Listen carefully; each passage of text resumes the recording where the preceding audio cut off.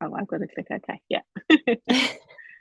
Hey, Xanthe, it's so lovely to have you with me today. I'm so excited. I actually had a Oh. tearful moment when we met just Oh, now. well, thanks so much for asking me. It's just always so lovely when people get in touch and say, "Hey, do you want to do this?" So yeah, I'm always up for things. It's lovely So to have these appreciative. conversations. I'm gonna just explain a little about who Xanthe is. You are a photographer and video creator based between London, UK, and Hoi An, Vietnam. And you are passionate about capturing joy and movement and elevating everyday movements through your work. With experience in lifestyle, portrait photography, video production, Xanthe has collaborated with many UK brands, creating social media content for many years. She's also dedicated to educating others, offering workshops and online courses and memberships to inspire budding video creators. When she's not creating for brands or teaching, Xanthe enjoys experimenting with many personal projects, like her daily video series on Instagram or sharing colourful glimpses of her beautiful existence. Oh, I you're put very that bit lovely. in.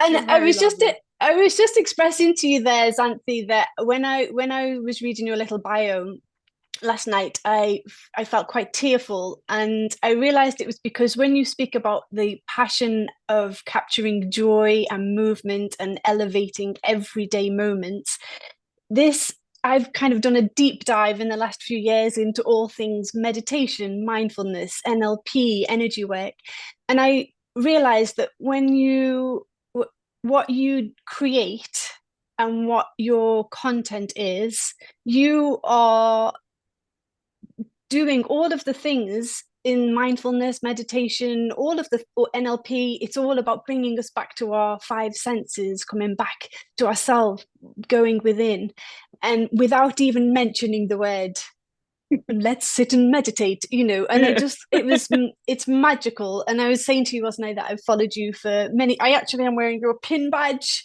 from one of your I love workshops. that you've got that. Amazing. So I'm so That's excited. very limited edition. That's so good. You're very lucky. I'm so excited. So Xanthe, let's dive in. We're talking all things overcoming fear in sharing our magic with the world, which you have done in abundance. Um, would could you define a moment in your creative journey where fear almost brought you to a halt, and you just like, no, I don't want to be visible. I want to run back to my safe zone. How did you overcome that, if Well, you I even had mean, that? yeah. There's not one moment. I think it's with everything that you do. Like fear is always there. Well, it is for me. There's always a presence, whether that's sharing my first photo online, taking on my first photography client, launching my first e-course, um, putting myself on Instagram, even like declaring that I wanted to be a photographer. That was hugely fearful. Um, and with every, taking on my first brand client, all of these things have all come with fear. And it's a choice that you kind of make is like, am I going to let the fear hold me back and stop me and stay in my comfort zone and not push myself out of it? Or am I going to just give it a go and see what happens?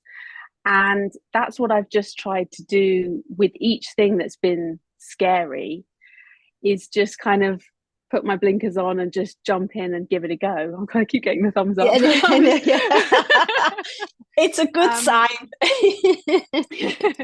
and that with each thing I do, you would think that the fear goes away, but it really doesn't. Like I still get it now, but I kind of have more evidence that I can do this because I've done things that have been scary before and it's been okay. The world hasn't fallen apart.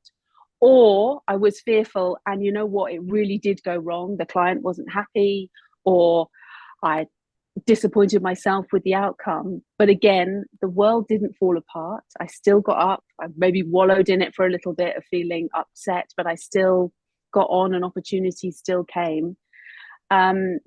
So I've got more evidence now, but the fear is still there. Like literally just a few months ago, I was photographing families that I photograph every year. I see them every year and it's always lovely and we always have a great time. But I still had that moment where I was like, I don't want to do this. I'm just going to call in sick. I'm just going to say I can't do it. I'm just going to avoid it completely. And I have to kind of check myself and go, okay, this is it. We've been here before. We know how to do this. Deep breath, go and do it. And it was fine. But, you know, it's just there. I think it's, for me, it's part of the process. And I don't think there's been anything that I've ever done that I haven't been shit scared about doing it for all sorts of reasons. So I don't know if that kind of answers the question, but it just kind of, yeah, you kind of have to just have it alongside you as part of the process. The fear is there. I think whenever you're doing anything that feels scary or vulnerable or new, you know, like doing, you know, going onto a shoot for the first time or launching an e-course for the first time, or, you know, like you just don't know what's going to happen. But the curiosity of wondering how it's going to turn out is also there as well. So I love that. The curiosity. Yeah, well, you into a curious affair. Yeah, when you're doing, yeah, exactly. So can you do it to that? But no, I like, you know, I just, yeah, still, even after all my experience and all the things that I've done, I'm still scared to do something. So, you know, even as we were talking about moving here to Vietnam, packing up our lives in the UK, you know, people comment and they say, oh, this is so amazing. I can't believe you did this. And you make it look so easy, or, you know, I could never do that. Like, it took me a year to be persuaded to do it. Like, I was really scared about doing it. I was scared about the uncertainty, like huge uncertainty scares me. But eventually I kind of talked myself into, if it goes wrong, we just come back, you know, let's just go and see. Let's just let that curiosity guide us and see what happens. It's just a chapter in my life, you know. So, I love that. Yeah. You're someone who works across quite a number of mediums. Are there any, has fear evolved over you've kind of touched on it, it's that kind of building that muscle, that resilience, that evidence that you can, has there been any specific, are there any specific fears? Has fear evolved any? Yeah, I mean, you can have, you know, a big fear, you know, is a sort of technical fear, like your equipment's going to break down, or, you know, your photography card, or the client's going to be disappointed, or suddenly your camera doesn't work and what are you going to do? So there's all of those fears, and, you know, 90% of the time everything's fine. But there are times that it have gone wrong. I did a big job for a client and my card got corrupted and we lost everything, and there was nothing I could have done. It just was an unfortunate incident. And so you've got to suck it up and you've got to say, this has happened, I'm really sorry, we've got to reshoot it, I'll cover anything. You know, there's, you know, luckily I'm not saving lives, you know, it is just social media content, it's okay. And you have to kind of remind yourself of that this is just creativity, and there's always a way of, so things can go wrong, but again, it's, you know, understanding that the world isn't going to fall apart just because you weren't able to deliver something, or a deadline comes and you can't meet it, or you're not quite happy with the results, so you kind of feel like, is this okay? You know, there's a myriad of things go wrong, but it's just, you were talking about resilience, you just have to keep going and see how you can figure things out to make people happy. I love that. How will the universe fix this? How can I fix this? You know, what but magic things go wrong, will and this that bring? is what the fear, you know, you can't, I'd be a fool to say, oh, the fear, and that, you know, push through the fear and everything will be all right. Like, things do go wrong, but it's, you learn from it, you don't make mistakes again. Like, you always have, you know, it wasn't with the card corrupting, there wasn't actually anything I could have done, but you just try and push yourself to put in more systems so things like that potentially don't happen again, you know. And if you're not sure that the client's going to like your work or the family's going to like what you've done, you just keep shooting and keep creating and see what else you can offer them, you know?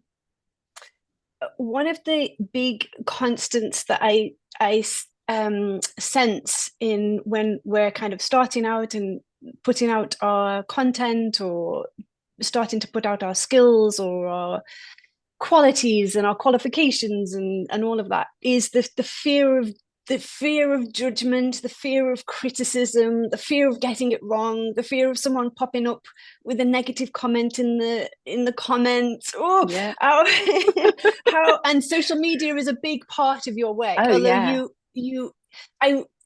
I don't know, correct me if I'm wrong, but I see you as someone who started in social media in the halcyon days, perhaps. I don't know whether that's how you see Yeah, it. yeah. Oh, yeah. No, I'm an OG, original. In You know, I was on you Instagram in are. the very early days, and blogging before that, and Flickr before that. So yeah, a lot.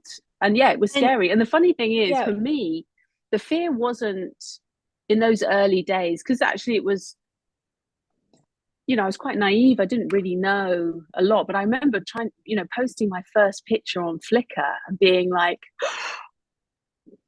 what, do strangers on the internet are going to see this? This is weird. But for me, my biggest fear was people that I actually knew in real life seeing what I was doing on the internet. That was my biggest fear, was like, I don't want anybody to ask me what I'm doing. Like, I'm happy to show it to strangers more than I am to show it to my old school friends or my sister or my parents or whatever. So that was a bigger fear for me to come over. It's like, I just, for the first, like, I didn't show anybody my website for the first time, you know, anybody that I knew in real life, but I was happy to put it out on the internet. Mainly because you don't kind of want the comments, because if someone that you really care about or they really care about you has some kind of judgment, then that can really affect you. Whereas a stranger on the internet, it's like, you don't know me, you don't know my story, I'm not as affected by that. But people that know you in real life. And so, like, the first time I met somebody, oh no, so first time I saw someone at a party, and this is what I was writing on my blog, and she was like, oh, I saw your blog post about I used to do these birthday lists of things that I wanted to do over the year. And she was like, I saw your birthday list of things you want to do. And I was like, what? What do you mean? Why are you reading my blog? What's going on here? And she's like, oh, it's such a lovely idea, and I love that, and I'm going to do that. And so that suddenly dissipated that fear. But I was like, no. I know it's kind of mad, isn't it? I'll share it with tens of thousands of people, but I don't want one of my friends at a party to see it. I think that's my sense is that that's probably more a common thing than we realize. I think it's strange. It's a strange one.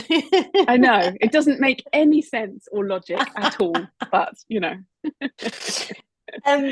And so comparison, I think, is probably, after perhaps fear of judgment or criticism, it's the fear of comparison, or not fear. It's not so much a fear, is that we can tend to compare ourselves. Oh, they've got so many followers, or oh, they seem to be doing a better job over here.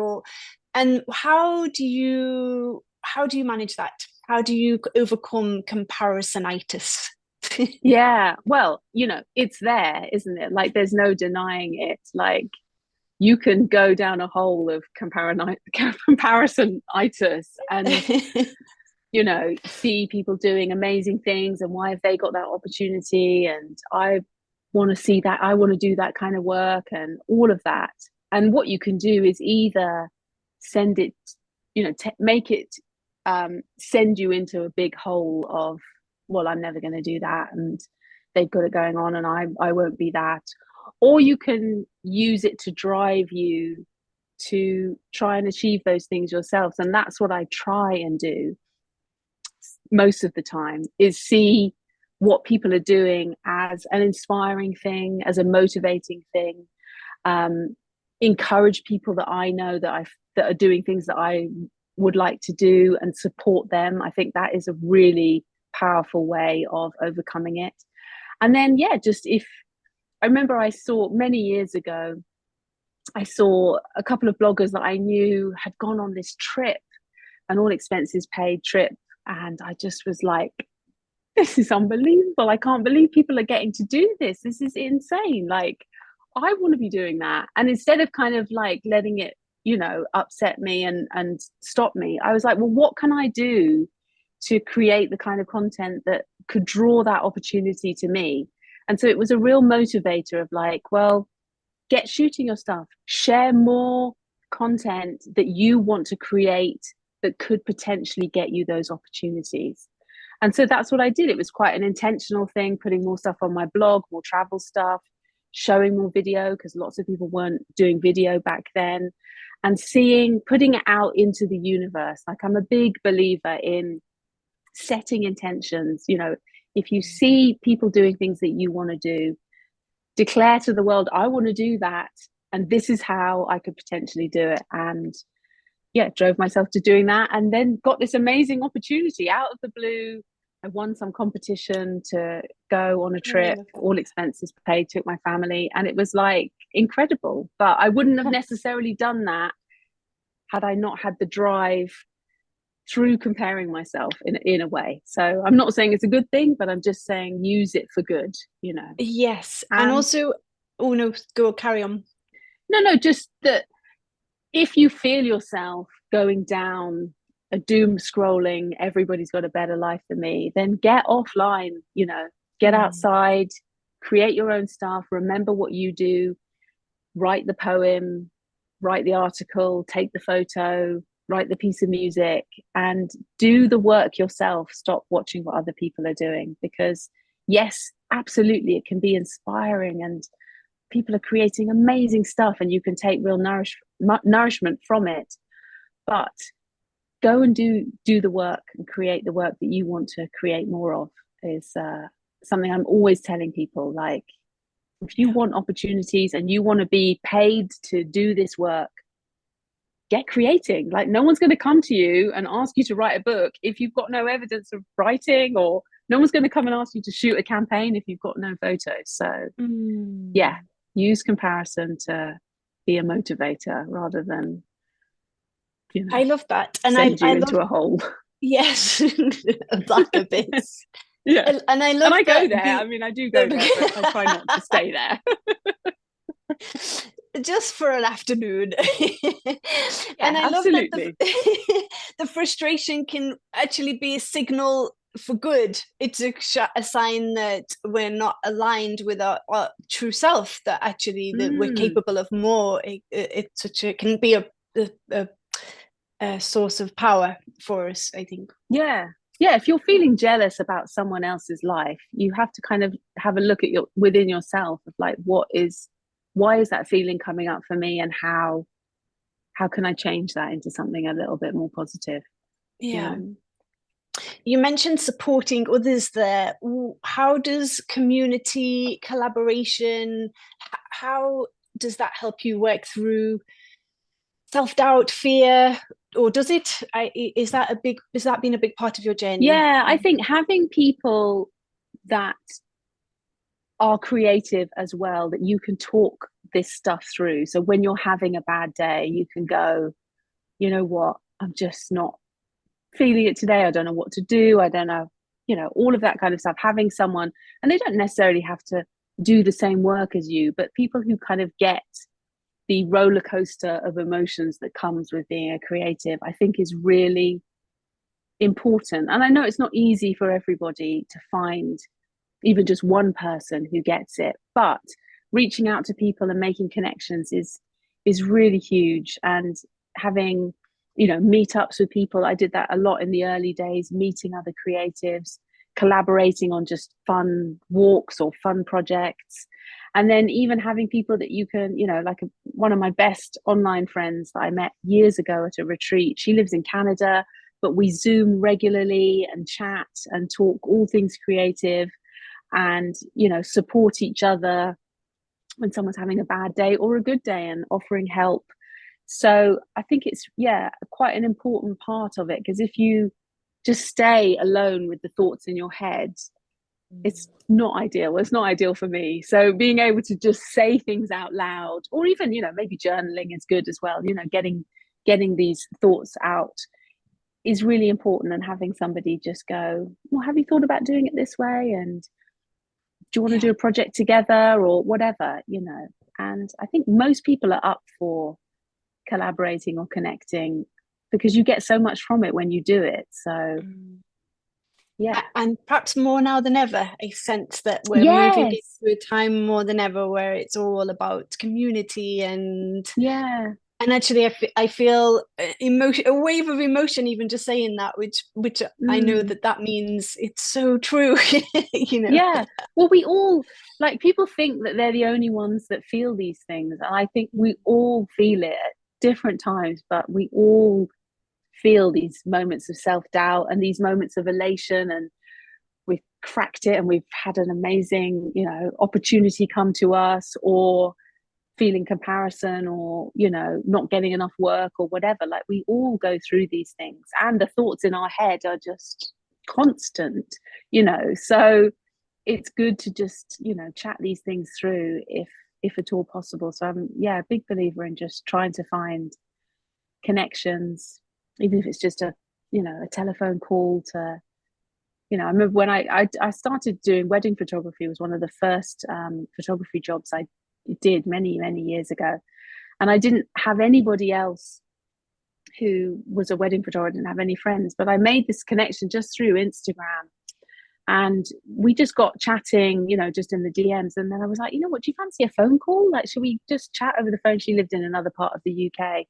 And it was just so brilliant just to chat through, do you take this camera? Do you take this lens? How do you do this? And what contract do you use? And things like that. It just was super, super helpful. So I think that could be the same with writers and musicians, that you can find someone that's kind of can be a peer to you, is really lovely. Yes. Yeah. I'm currently kind of deep diving into human design. I don't know whether that's something you've delved into at any point, Xanthe. And I'm So tell me realizing that. Tell me what that is. it's kind of psychology, neuroscience, astrology, all the magic things, all kind of Okay, combined. amazing. Emma Okay, Emma Dunwoody, Emma Dunwoody is my go-to.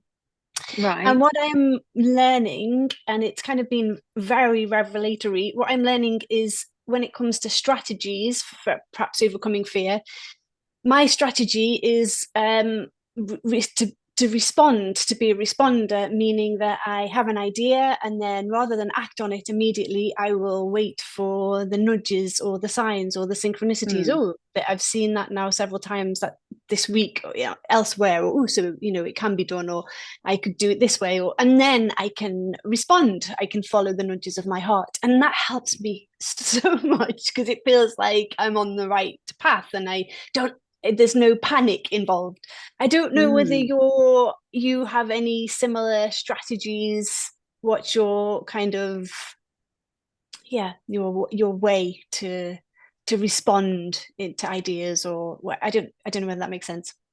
Yeah, I don't know. I've never really thought about it. I mean, I feel like I'm quite intuitive, that sometimes I just start things Mm, and I don't really know where they're going to go. And other times I'm a bit more strategic. Like I said, that I set intentions of, right, I want this kind of work. I'm going to create this type of work, which will hopefully bring me more kind of work. And other times I'll just get an idea, I'll hear a bit of music, or I'll see something in a movie or whatever, and that will generate an idea for me. Um, I don't know what that necessarily means, but I also do look for signs in the universe. Absolutely. Like, mm, it is incredible how sometimes the right things are conspiring together to make more things happen. But perhaps it's a mishmash, but I just also just love coming up with ideas and creating things. Like, I almost can't turn it off. It just is part of my process of just like, mm, let's just keep making, keep documenting, keep grabbing snippets yeah. here and there. It's my meditation. You were saying that at the Mm, beginning, that I do it kind of subconsciously, looking for these quiet moments, or looking for joy or whatever. Even if I'm not having a great day, I know that taking my bike out and going and watching the sunset is going to change that. So I will go and do it, and I'll be like, well, I'll take some video, or maybe I won't. I'll see what happens. And you get inspired by being outside, Oh, and yes. that then leads to something else, and then you've made a video and you didn't even really know that you were going to make a video, but you did. And so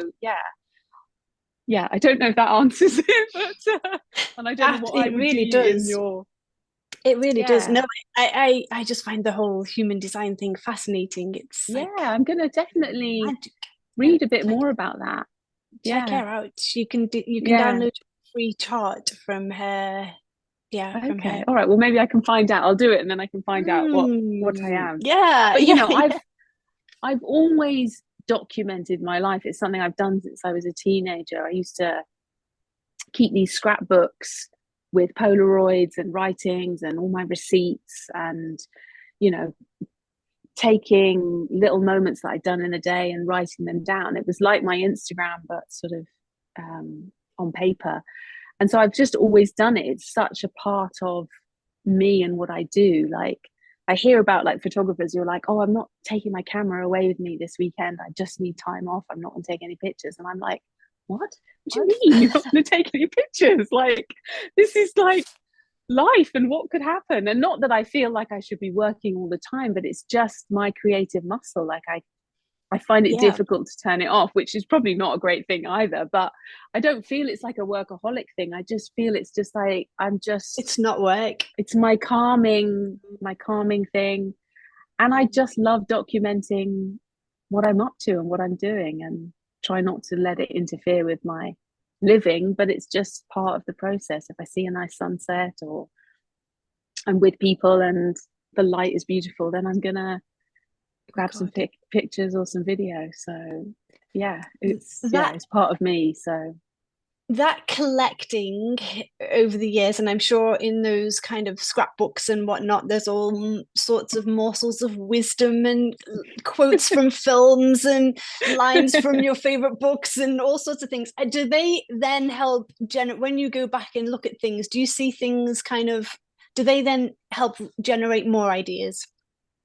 I Has guess that so. helped? You're taking in information all the time and creating things all the time. And I guess subconsciously, I am influenced by things that I've done before.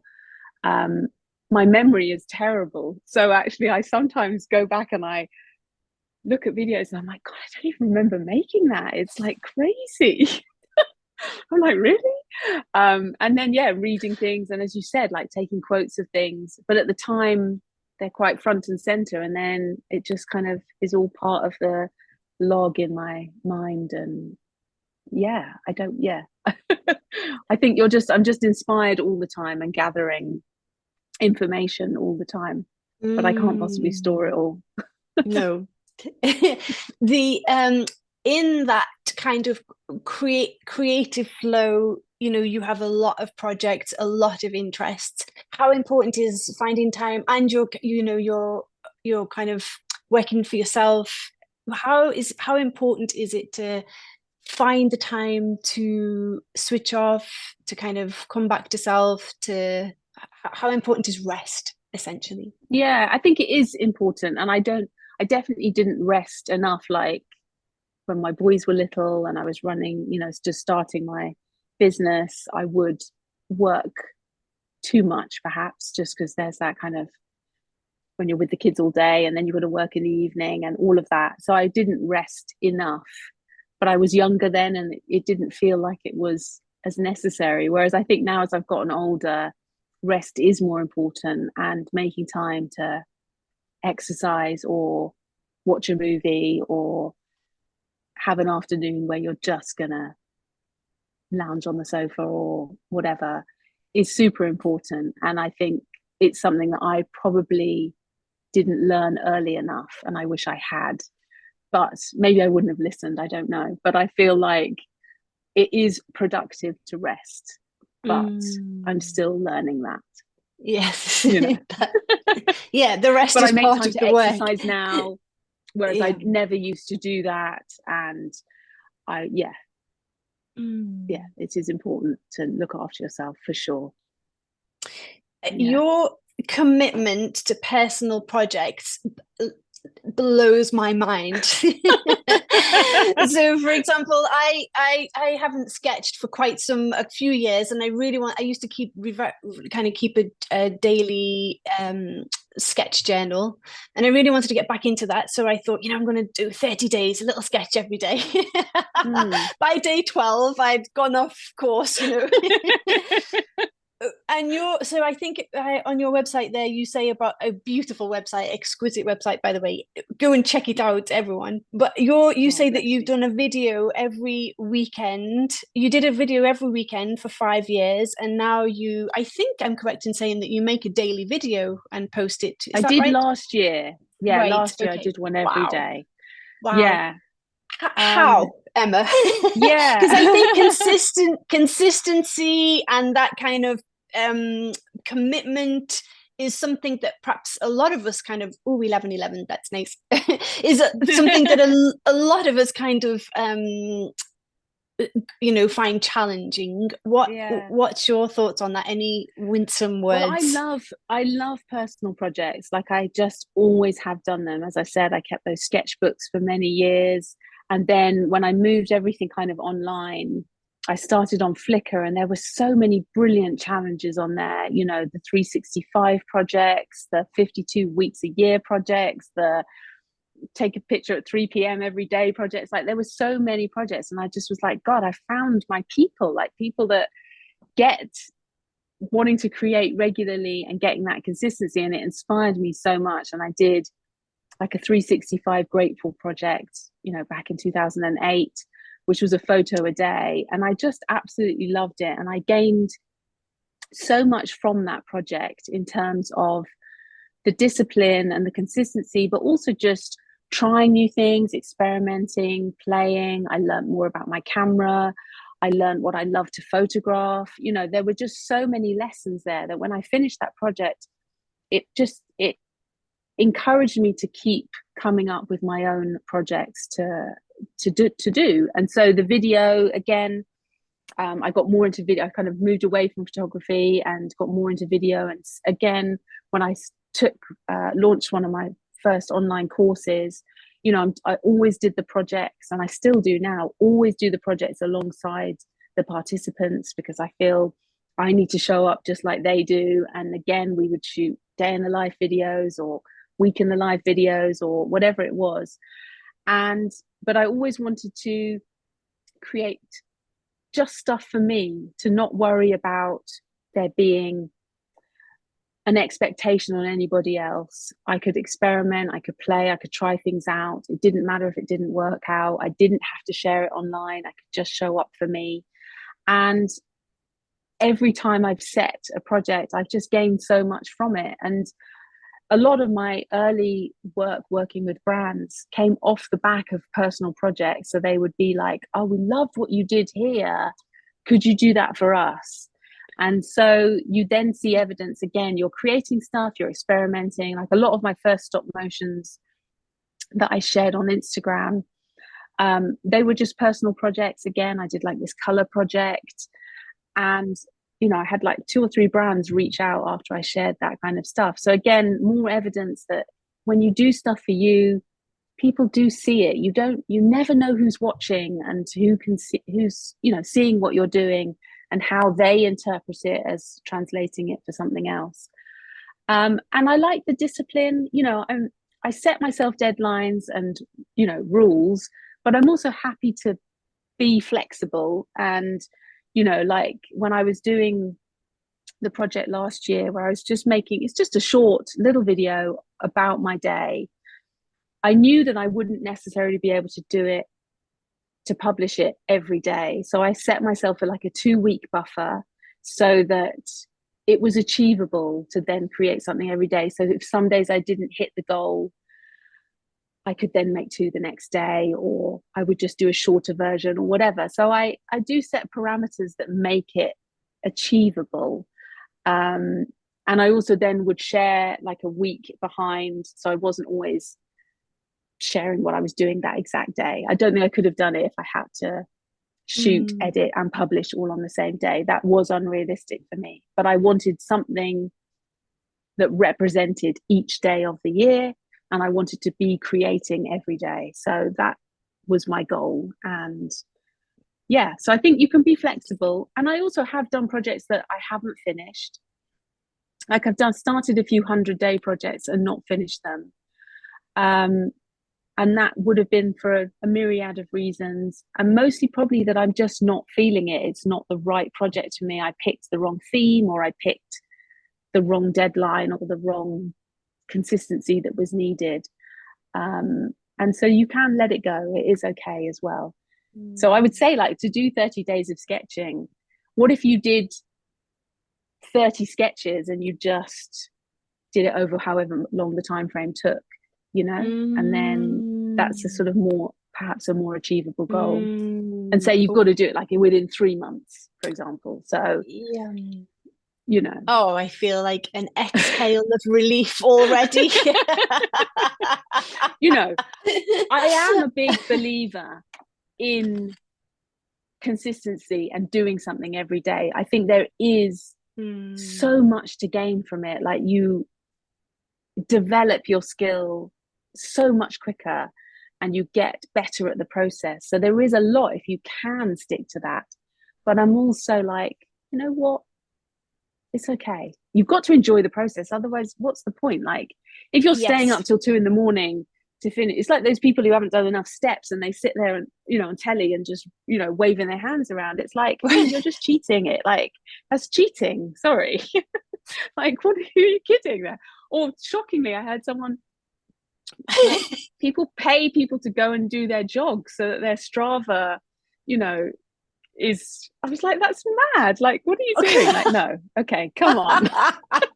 I didn't even know such dastardly things existed. No, yeah. So crazy. Yeah. So set yourself achievable goals and gain. There has to be. But I want to get back into sketching. This is something that I want to try and do as well, because I do so much digitally. And I'm not a very good sketcher, and I never was, but I did it at art college, and I used to love doing it, just sketching the backs of heads on the bus, or in a cafe or whatever. So I'm trying to do that, but again, it's that kind of, maybe you could maybe you could do a video combined with sketching challenge. Yes. I'm sure you will be acquainted with Jessie Chorley she was in, what was the magical road in London? Columbia Road. Do you remember Jessie Chorley? She had a road on, she was this, anyway, I did one of her workshops in Llandudno, I think it was, and she would make old hard-backed books that kind of were a bit scrappy and not being read. Hope there's any no book lovers while I slaughter books. But she would make these old hardback books into very beautiful sketching journals, and so that's what I got into the habit of doing, and it was such a lovely thing. And I've kind of lost my way in the last few years, but it's that kind of coming back to that moment, even if it's a 10-minute little sketch. It's just coming back present and to the body, Yeah. Okay, well, you do your sketching and I'll do it as well, and we'll see how we get on. Let's go. Oh, dear me. You mentioned there about working with different brands, and so how do you balance the demands of working for commercial brands and their needs and your creative freedom of expression? And I can, just by way of an example, I think about my own writing on Substack. There's a lot of writers on Substack who say, no, you need to write to people's pain points. What are they wanting? And then you'll have someone else say, no, you write for yourself. You write for your own, and that's what will bring the readers. What's your thoughts on that? Sometimes there's so many conflicting words, and not just in writing. It can be in any, whether it's be your marketing, your coaching, all of the things. I think it probably is a bit of both, to be honest. Like, I don't agree with either of those as being the only thing that you should do. As I've said, I think personal projects are really important for your creativity, for that freedom, for that chance to experiment and play. And so, and also just to create something for yourself. Like a lot of the videos I make, I'm very fortunate, they are just for myself. But I know that the videos, a lot of them that I've made for myself, have led to getting other work from them, because people can see how you tell stories, that you can shoot video, whatever. So I've managed, fortunately, to be able to use some of my personal work as a way to gain other work. But if I have got a brief from a client, fortunately, lots of the clients that I've worked with, or brands that I've worked with, are very much like, we love what you do. Can you just do it for us? And I think that's a very privileged position, and I don't get it all the time, but the majority of it. And I think that is because I'm very clear in my messaging and what I put out there, that this is what I do. If you suddenly go and ask me to make you this super slick brand film with all of this high-tech equipment and overlays and text and all of that, like, you won't see any of that evidence in my work. So you're asking me to create something that I don't do. So I don't, if people do ask me to do that, I'm like, I don't do that. Or they're like, can you shoot these interviews for us? I'm like, I don't do that. So it's being quite clear in what you do and you don't do. But also some briefs, the client you'll send them a first edit and they'll be like, it's not quite right, can you change it here? And it won't necessarily be what I want, but I will do it for them, and I will compromise how I think it should be, because they want it to be a certain way, and they know that they need it to be 15 seconds, and I think it's better as a 20-second thing, so can I cut it down? So you have to, if they're paying you, you have to kind of fit in with what they want to do. But it doesn't happen very often, and I've probably been disappointed by a result for a client in terms of my own personal output. They were happy, but for me, only a handful of times. And even then, I might then re-edit myself and use that as the portfolio piece rather than what they've used for theirs. So yeah, I think it's finding a balance. And I think you have to write from a personal, I'm talking about you, like if you're writing on Substack, you have to write what you're interested in. If you're only ever writing for what you think the audience want, that's tricky. What you need to do is be writing and attract the right audience so that they love what you're writing. And obviously, if they want you to write about a particular thing or answer certain questions, then fine. So I think it's about, finding a balance. And I know that I'm very privileged that I've had, work come to me that I've loved doing and making. And I know not everybody does that, but I did in the early days. Like when I first started doing photography, like I said, I did weddings, and I would go and photograph portraits for websites, just go into an office and do that. And it was not very interesting, not very creative, but it also taught me other things. Like it taught me how to interact with a stranger, have 10 minutes with them and get something out of them. So perhaps if you are doing work that isn't fulfilling your soul, hopefully there is some lessons in there somewhere. But yeah, the ideal is that you are just doing the work you want to do and you can make money from it. But I know that's not always easy. It kind of on that topic is kind of authenticity comes into play. We hear it, well, I hear it bandied around an awful lot, to create from your authentic self, be your true authentic self. What does that mean to you?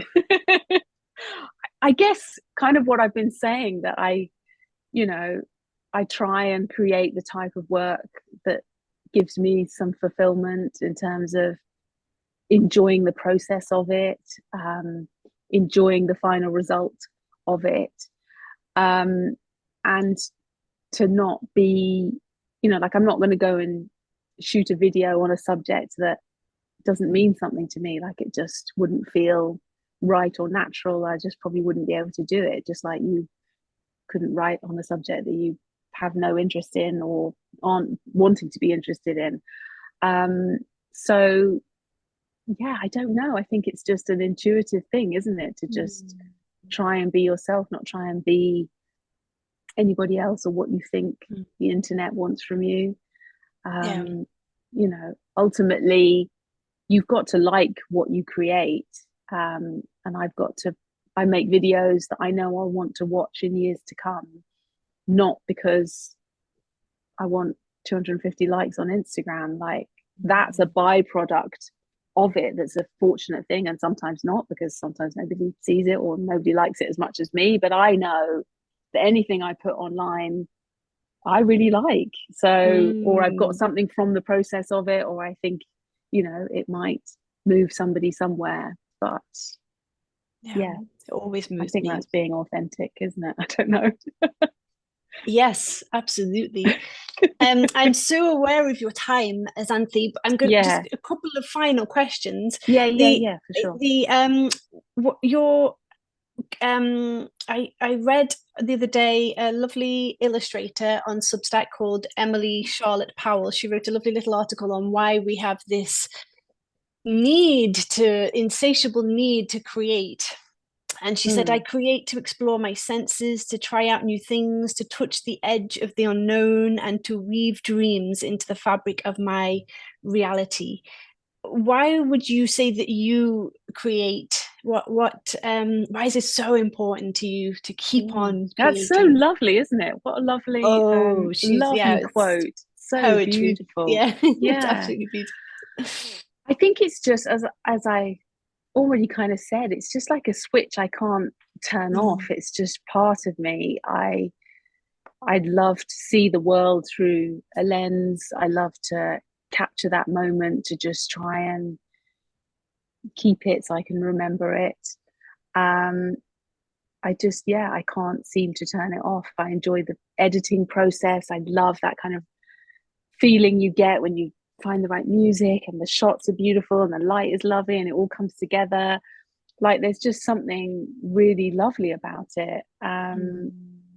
It's an escapism of life and all the difficult things that come with life and the decisions you have to make and the washing the dishes and doing the laundry and all of that. But if you can kind of elevate those everyday things through your creativity, I'm very fortunate that I get to do that I can document making my cup of tea, or going on the school run, or, as I said, putting the laundry out. It just kind of changes it a little bit. And I think I'm very lucky to be creative, and so I should use it as often as I can, really.